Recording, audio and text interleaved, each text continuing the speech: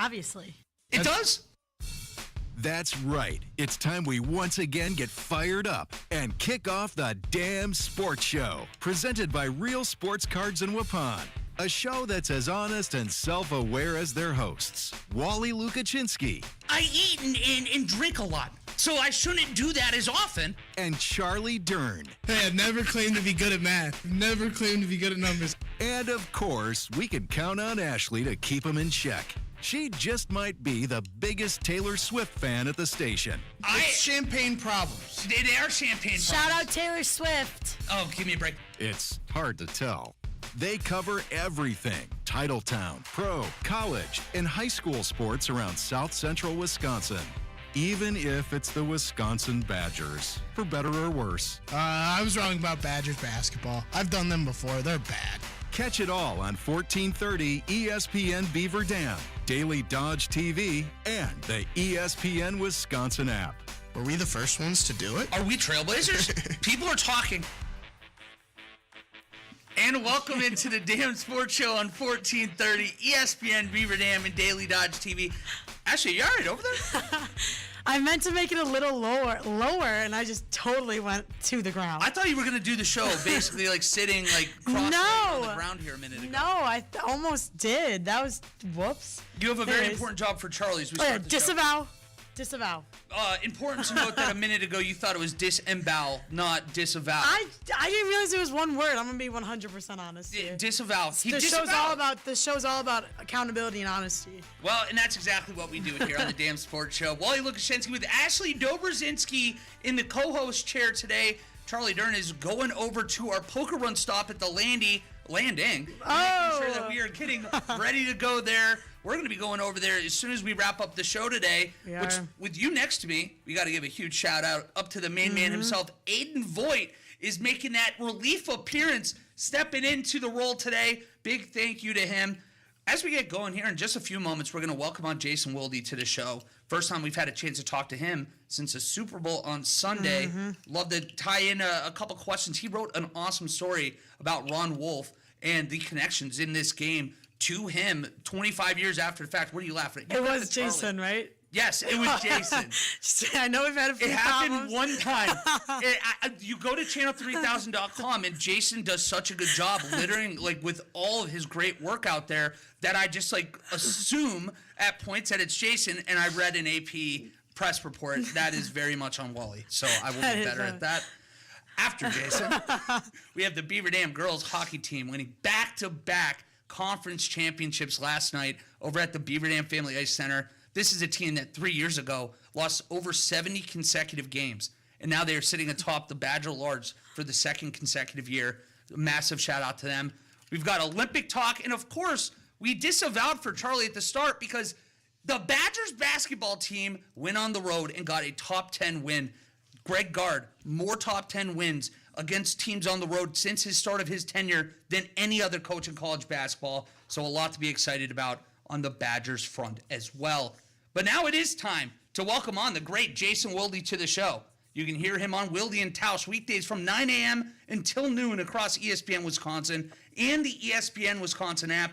And you can read all of his written work, as I mentioned before, under the Packers tab on channel3000.com. Happy off-season, Jason. How are you doing today? Great, and I love Ashley calling you out for occasionally reading AP stories that you don't realize. Hey, I think that happened a couple times, like on the air, where you said, "Hey, I really enjoyed this story." I didn't write that. So that hurt. That hurt. It did.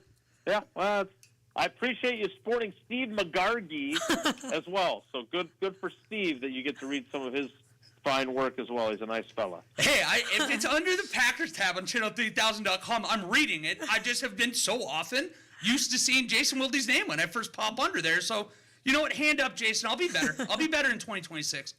No, you don't have to be. You do a great job. Keep it up, and fun to talk to Aiden, and fun for Ashley to be in the Charlie Dern seat. So I'm glad we've upgraded that spot, and I look forward to further conversation here. Yeah, I hope I'm a little more chipper than Charlie tends to be. Yeah, chipper Ashley. I just don't want to turn this into a whole Taylor Swift conversation. We totally commandeered the show the last time. We did. And we made our own top 10 lists and everything else. Well, Charlie might have been throwing paper airplanes during that, but I was enthralled. I'm like, I got to learn and start adding to the library a little bit. But Jason, we are talking Super Bowl a little bit today because, of course, the big game's over and now we're into the off season. But it's natural at the end of a game like that for fans to start asking, how does my team become a part of this game the following year? When you watch a game like that where you have a quarterback on a rookie deal on one side and you have a quarterback on the other side that is making a reasonable bargain compared to a lot of the high-end quarterbacks in the league, how does it change anything on how the roster needs to be constructed to get to that big game to you, or is this just one of those happened circumstances where that's how it worked out this year? Yeah, I think that's a phrase that Ted Thompson used to love to use with us. That's just how it worked out. Well, not really, because you were the one who made some of the decisions on who you signed and who you drafted, et cetera. But yeah, I think, first of all, Sam Darnold is a unique case, right? Here's a guy who was a former third overall pick who fell upon hard times during his quarterbacking journey, and it's taken him a while to obviously have the success he had with the Vikings last year and now with the Seahawks this year. So I do think that this is, you can't say, hey, we're going to get a quarterback who is experienced but not expensive, like Jordan Love or Trevor Lawrence, guys that got those big second contracts. Tua. We're going to do it a little differently. We're going to find the next Sam Darnold. Well, maybe you could say Malik Willis will be that guy, right? He's going to be a free agent. He's not going to command top dollar, but maybe some team will see him as a viable starting option, and maybe he has kind of the same arc that we saw from Sam Darnold. But look, the fact of the matter is that every team is going to be constructed differently. A lot of times you're going to invest, obviously, in the quarterback position. That's what most teams end up doing. But it's really a crapshoot. I mean, look at Baker Mayfield and the success that he's had since leaving Cleveland. After things in Cleveland obviously did not go as well as he would have liked, or Jimmy Haslam would have liked, or their fan base would have liked. So I don't think you can take anything from that. What I do think, and Tausch has obviously been banging this drum for quite a while now, I do think you can take from it that you got to have your special teams be more than just there. They have to do something to uplift your team and maybe be that X factor. And there's no denying that the Seahawks did that with Rashid Shaheed, who had an impact throughout the playoffs. They traded for him at the trade deadline. It was a move that obviously John Schneider, who now has 2 Super Bowls as a GM, 2 Super Bowl titles, 3 Super Bowl appearances, thought was important, and it paid off big.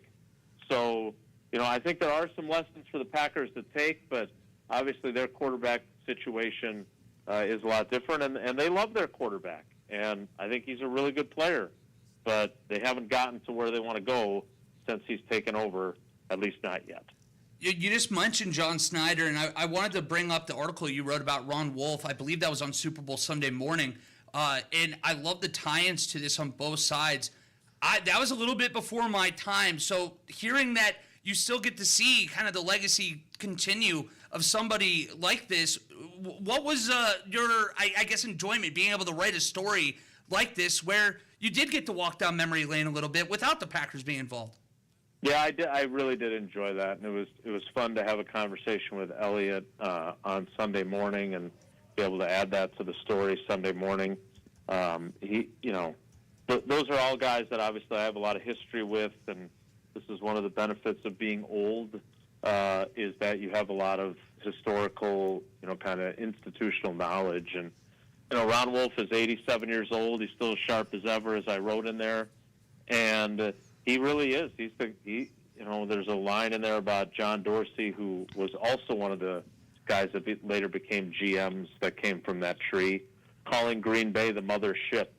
And if we include Elliott Wolf, there's basically 7 guys that have been in Green Bay that went on to become GMs. And now John Eric Sullivan, who came on after Ron had retired, but is another branch on that tree, is now the GM in Miami with Jeff Hafley as their head coach. So there's another kind of offshoot of the Ron Wolf tree. So you put it all together, and there's a lot of people that still use their system, as Elliot talked about, in terms of scouting, and they've had a ton of success. But I got some pushback on that story, and I appreciate you reading it and mentioning it and realizing it wasn't Steve McGargy, because I think there were people, Packers fans, who really wanted the angle to be the Packers hired the wrong guy.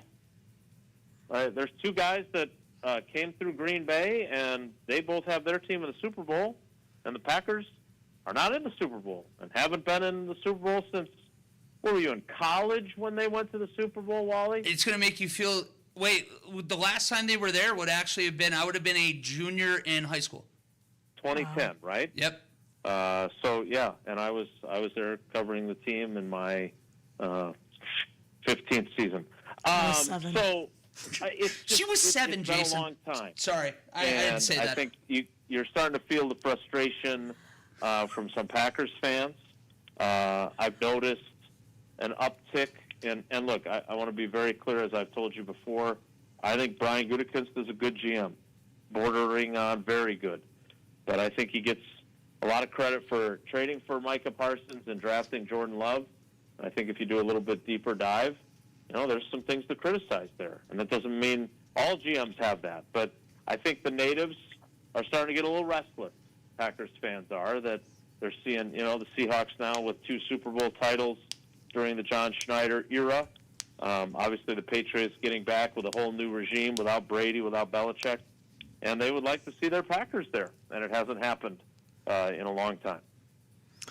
Going along with that, Jason, urgency was the word of the day last season.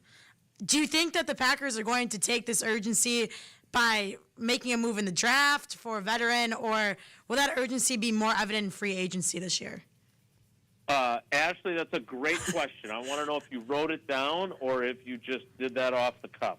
Wrote it down 100%. I'll tell you this, the delivery this time versus the last time you were in, and you could tell you were reading it, was much better. I love it. Thank you. It sounded much more natural. I've been working on that. That means a lot. Great. No, I love it. And eventually you'll get to the point where you won't write it down at all, and then you'll ramble like I do. Exactly. Which I don't think is better, but is the way I operate. The challenge here, in my opinion, of answering this great question, and the challenge that faces Brian Gutekunst, is I don't know if they have the wherewithal to be overly aggressive and urgent based on where they're at, right? They don't have a first-round pick, right? They don't have one this year or next year after trading for Micah Parsons, which was a really good trade. I mean, I'm not saying they would much rather have their first-round picks, because I don't think they would. But that's the cost of doing business there, right?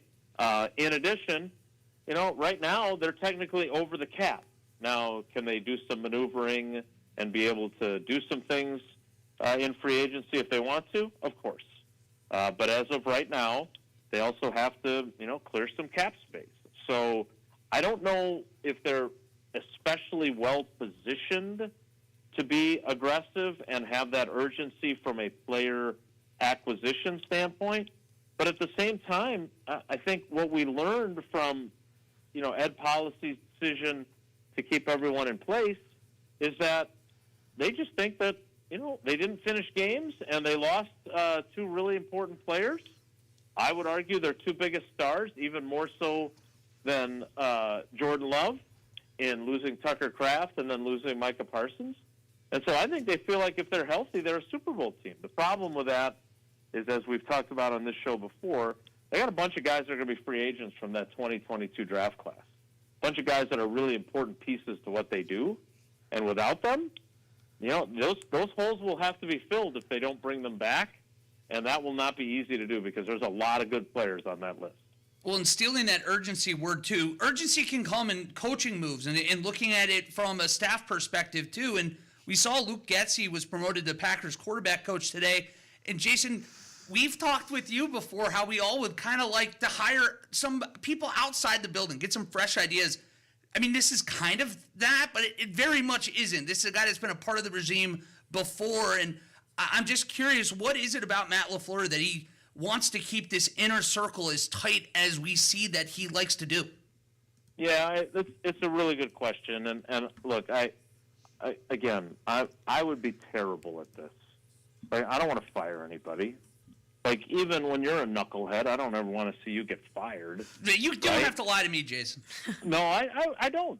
I mean, certainly, some of your behavior, fireable offenses, no doubt. But I don't ever want to see that happen. And Matt LaFleur, he believes in his guys, right? And so I have been a vocal, I don't want to say critic, but I've been very opinionated, which I'm not very often, on the need for new ideas. But you don't have to necessarily have new people to have new ideas, right? I know one of the times I was sitting in Matt LaFleur's office early in his tenure, and he was talking to me about kind of his process and how much stealing they do from other teams. That one of the things that he really likes to do is go through the cut-ups every week of some of the most explosive plays around the league, look at how they were designed, how they were executed, and then say, hey, is this something that we can take and apply in our offense? So, there are other ways than just hiring new people and firing people to get some new ideas infused into what you do offensively. So maybe that'll be the case, but to your point, it definitely won't be because of new people. And look, I said Luke Getsy was going to get this job as soon as we saw that Sean Mannion was leaving for the Eagles, which, God bless him, really nice fella, but the last guy that had that job had his house egged. Boy. I didn't even realize people did that. Like, I know high school kids still TP houses because I've seen it in our neighborhood, but who throws eggs at somebody's house? I thought we left that in the 90s. Yeah. Yeah, it's just not cool anymore. So anyway, that is not a surprise hire at all, and it'll be interesting to see how he does. Well, last one for you. Wally and I are talking Olympics coming up. So what sport would you participate in? It has to be winter. We'll talk about summer in 2 years. And you can't say curling, Jason. Everybody defaults to curling. So I feel like and Paula, one of Paula's gymnasts that she used to coach, trains in Lake Placid. She's one of the top junior. I don't know if she does the luge or the skeleton or any of those. I am a fraidy cat when it comes to stuff like that. Me too. But man, would it be cool to be good at that? Right? Like, it would be super fun if you actually knew what you were doing and you weren't going to end up killing yourself. Jason, I'm I would right love there with to you. do that, but that scares the crap out of me. Yeah, the luge. How do you even find out you're good at something like this, Jason? Every time I watch a Winter Olympic sport, I'm like, how does this even come to be for somebody? That's a great question, and I will. I'll ask Paula to. I know that there's a couple of. I was watching one of the. I don't know, ski mogul, whatever they were, where they were like doing twists and turns and whatever else, and I heard the announcer mention that the one woman had a gymnastics background. Interesting. And it is interesting, obviously with a former elite gymnast and coach and then two gymnast children, that is something that transfers over for a lot of sports. Like Maddie did pole vaulting for a while. Now she wants to focus on her running and her jumps. But like she did pole vault, and that also has a lot of body control and whatever else. I don't have any of that, so I would probably be relegated to curling. I can't stop when I ice skate. I can skate fine. Oh. It's just the stopping part that I can't do, and that's an important piece. So I think I will probably maybe biathlon. Ooh, right? That's what Wally said. Especially if I'm cheating on my wife, apparently. Yeah. Amazing. Seems like the right sport for that, so... I guess I'll choose that, even though I don't really like guns either. Jason, you're the man. We appreciate the time as always. We'll have Charlie Dern back in the building on Friday, so he can't evade you for that much longer. But all right, I look forward to Friday, guys. Take care. Be good. Thank you, Jason. We See ya. appreciate you. As always, he always, whenever the we best. ask that off-the-wall question, I feel like at the end, He's always got something for us. he's thought it out. Yeah, it's like he knows what we're gonna say. Yeah. It's like in Parks and Rec when the son is stealing Leslie's emails. Well, and that he's the son. He is. And what are the emails? He's hacking our minds. He's something else. Well, make sure you stick around with us because we have more celebrating to do here on the Damn Sports Show. The Beaver Dam girls hockey team are conference champs yet again. That's next on the Damn Sports Show on 1430 ESPN Beaver Dam and Daily Dodge TV. Attention sports fans. Whether you're chasing the hottest rookie card, that next big autographed sports card, or looking for expert card services, Real Sports Cards is here for you. For everything from sports to Pokemon cards, visit the store in downtown Waupun today. Go to the Apple Store or Google Play and download the Real Sports Cards app for all live online card breaks. Watch, collect, and win from anywhere. Real Sports Cards, where sports fans come to play. My heart kept skipping a beat. I didn't think much of it, but my daughters made me get checked out. Turns out I have atrial fibrillation, which increases the risk of stroke about 5 times. Symptoms like irregular heartbeat, heart racing, chest pain, shortness of breath, fatigue, or lightheadedness can come and go. But if it's AFib, the risk of stroke remains. If you have symptoms, contact a doctor. I'm so glad I did. Visit notimetowait.com. Sponsored by Bristol Myers Squibb and Pfizer. Save big money on your next painting project at Menards. Pristine interior paint and primer in one is Dutch Boy's best hiding and most durable paint. It delivers a smooth, elegant finish while providing maximum scuff, stain, and mark resistance. Save big money on Dutch Boy paints and get your painting project started today. Plus, check out our weekly flyer on Menards.com for more great deals happening this week. Save big money at Menards. Prairie Ridge Health's primary care team welcomes new patients. From routine checkups to support for chronic conditions, Prairie Ridge Health's primary care team is here to provide personalized, compassionate care for your entire family. With clinics in Beaver Dam, Columbus, Sun Prairie, and Marshall, our primary care team is here to provide care for every age and life stage. Meet our providers and schedule today at prairieridge.health or call 920-623-1200. At Gruber Law Offices, we take great pride in helping those who have trusted us after a serious accident. Our team has the knowledge, resources, and experience to get you the results you deserve. Don't wait to get the help you need. Make the right call. Call Gruber Law Offices today. Proud partner of your Milwaukee Bucks. One call, that's all. There's power in your smile. Hi, this is Dr. Adam Forster from Columbus Family Dental. Your smile can make or break a day, start a conversation, even double a dose of courage.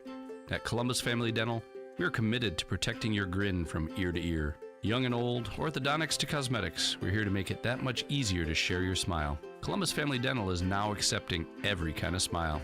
Call us today for a free, no-pressure consultation at 623-5559.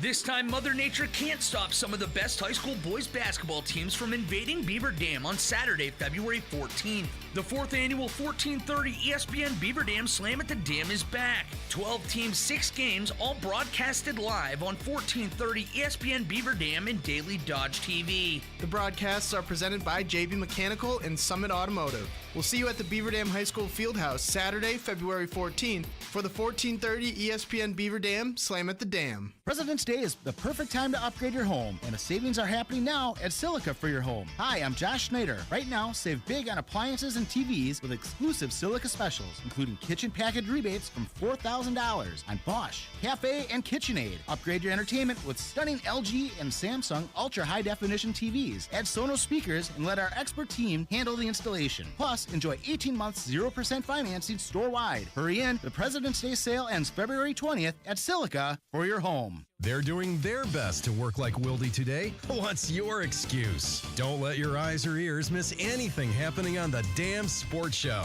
Presented by Real Sports Cards in Waupun.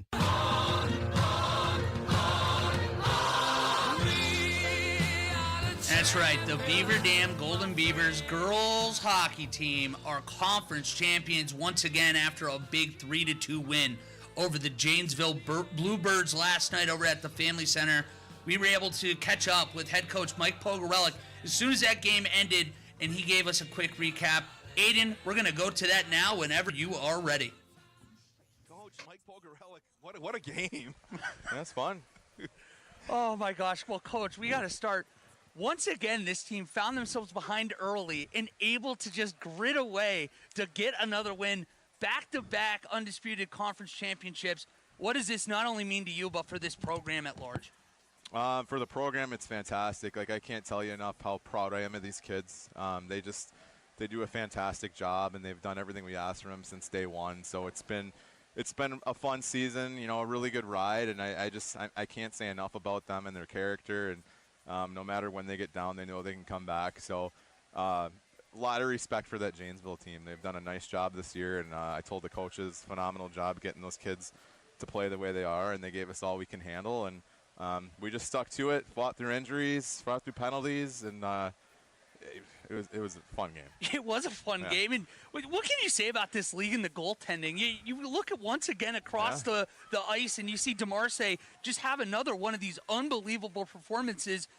What makes the goaltending in this league as challenging and as special as it is? Yeah, it seems like every night we're playing a good goalie, and she did a great job tonight. I think she saw like 46 shots, and boy, we earned every one of them. Even on the game-winning goal, I think she made 2 saves before the puck went in. So it makes us a better team. We've got to work for it. We got to do the right things to cause some chaos in front of the net. But like I said, I am a little caught up in it because I'm just so proud of these kids. They've just done a great job all year. Well, how big at the end of the first period? You see so many of these shots. I think it was up to 16 before you found the first goal. Going into that first intermission, being able to tie it up the way you did. Yeah, that was huge. I mean, going in even and not down was great. It even helped with the senior night thing, just keeping, all the energy up. And I thought they came out of the locker room with energy, too. Sometimes you can get, you kind of get down. It's an emotional night for the kids. But they did a great job coming out. And even when we got down 2-1, we just kept going. Well, special teams were special again tonight, too. 3 goals tonight on the power play. The only time that you guys weren't able to capitalize was in that weird whatever happened in the second period. Whatever that was, yeah. Well, what was it about the special teams that was able to get clicking so well today? Yeah, I think we've just worked hard on it all year, and we found ways to get pucks to the front of the net, and we just did a good job with it. I mean, even that last one's more off the rush, but the girls did a nice job going to the net. We wanted to go to the net. We stressed that in between the second and third because if there's one thing that she was struggling with, it was rebounds, and we didn't capitalize on some opportunities, so it was nice to see one go in. Speaking on goaltending on the other side, sometimes when you are in the offensive zone as much as it is, that is challenging on your own goaltender. Della Baker, she made a couple fantastic saves in her own right to keep that Janesville side to 2 today. Yeah, I thought Dot did a nice job in net. She was there when we needed her. We kind of hung her out to dry on 2 of the goals. It wasn't great plays by us, but yeah, I mean, she made a couple nice saves on breakaways, kept us in it late, and just really has done a nice job all year. Both of our goalies have pushed each other, had opportunities to play, and I think it's been really good for them. With about 20 seconds, Wade called it out here. It looked like they had an opportunity to really get a high-quality shot in the slot there, and Addie Smeedema had an unbelievable play with the stick down here. Were you able to get that from your vantage point over there? Yeah, we coming off the bench and said play of the game, Addie Smeedema. I mean, she did a great job just not giving up on the play, back-checking and tying up that stick because that's exactly who we didn't want coming down the slot with an open shot. So fantastic job. They knew what they had to do on the faceoff if we lost the draw, and she did a great job with that. Wait, I'll throw it back over to you. Do you have anything else? Because I've been rattling questions I can't double up. I had to go be a dad for a couple minutes here. But I know, so Wally, I'm sure, Coach, was Wally fantastic there? Did he ever not ask you anything he should have asked? No, Wally does a great job with the questions. We love having him, and we love having both of you guys. We're very fortunate to have this in our community, so I appreciate it. All right, Coach, I appreciate you. And, again, a great win. I know Wally mentioned that you always said you wanted to win a game like this year, and you did here on your home ice. Yeah, it was about time we finally got one done. But like I said before to Wally, the kids have just been so great all year and never given up. And we found ourselves in this position quite a few times throughout the season and maybe came up short a couple times. But, this year this game they stuck to it and figured out a way to get it done. Did he ask you about the atmosphere in here? Oh, I haven't asked that yet. Because this is unbelievable tonight. Yeah, fantastic atmosphere. I thought even the Janesville fans were engaged and did a nice job. And our group on our side. And it's got to be one of the best places to play in girls hockey in the state. I just think we get a huge amount of support, from the youth organization on the boys and the girls side, from the school, the students, parents, grandparents. It always seems like we're packed no matter who we play, and it's only going to get better because we have home ice through, as far as we can go. 2 weeks from tonight, Coach, in the sectional semifinal, you're the only game in town. There's no excuse for the community not to be here. Yeah, it should be fantastic. We're looking forward to it. All right, Mike Pogorelic, 3-2 on your Gruber Law Office. One call, that's all scoreboard. We'll come back and wrap things up here on Daily Dodge TV. You again, the head coach, Mike Pogorelic. We're talking more Beaver Dam girls hockey tomorrow as they take on Arrowhead. But when they're going to throw it to break now, and on the other side, we get Charlie Dern back for a brief little moment, and we're going to talk Badgers basketball after that big win last night. That's next on the Dam Sports Show on 1430 ESPN Beaver Dam and Daily Dodge TV. This is Mike Pogorelic, head girls hockey coach at Beaver Dam High School. You're listening